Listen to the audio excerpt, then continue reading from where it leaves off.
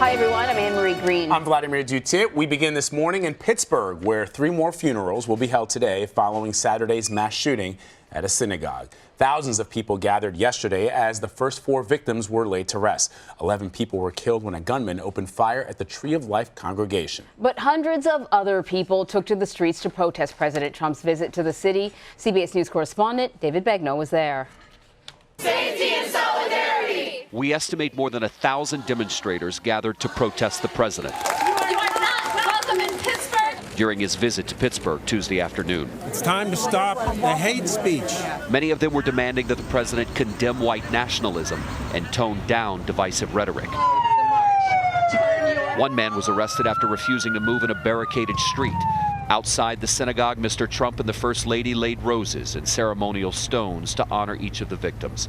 They were joined by Ivanka Trump and son-in-law Jared Kushner, both of whom are observant Jews. The president then visited the University of Pittsburgh Medical Center Presbyterian to meet with 4 law enforcement officers injured in Saturday's shootout. He expressed his thanks for their service and his sorrow over their injuries, and really wanted to hear some of their stories about the event. Before the president arrived, mourners said goodbye to 4 of the victims, including beloved brothers Cecil and David Rosenthal and Daniel Stein. The 71-year-old had just become a grandfather.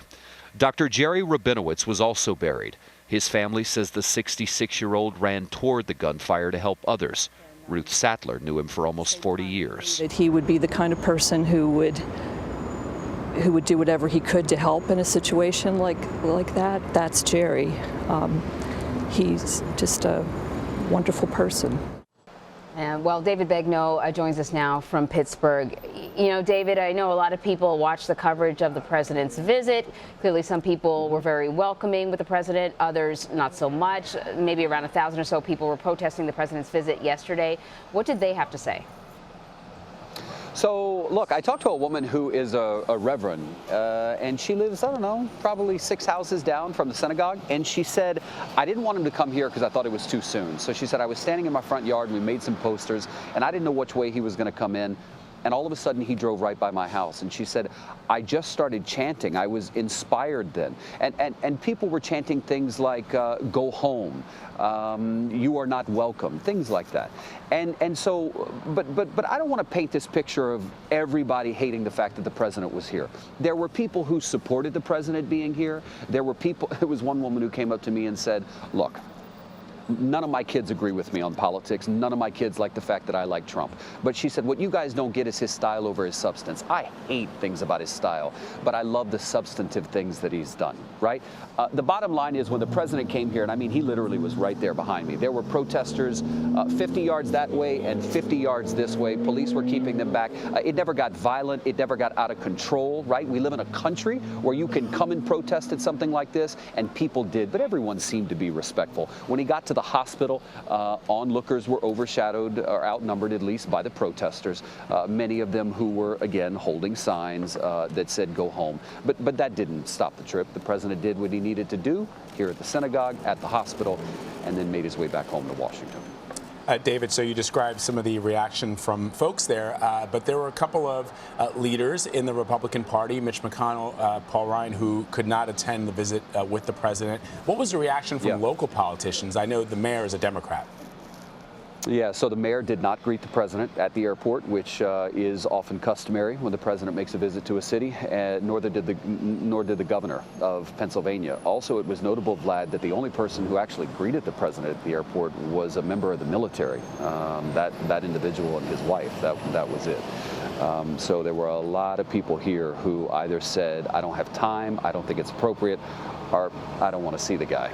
I have to tell you, looking behind me, I want to share a little bit of information. This morning, I met a man from Long Island. Him and his son were standing here, and I asked what they were doing, and he said, I brought my family here just because we wanted to attend funerals. We don't know anybody, but he said, I thought it was a teachable moment for my kids.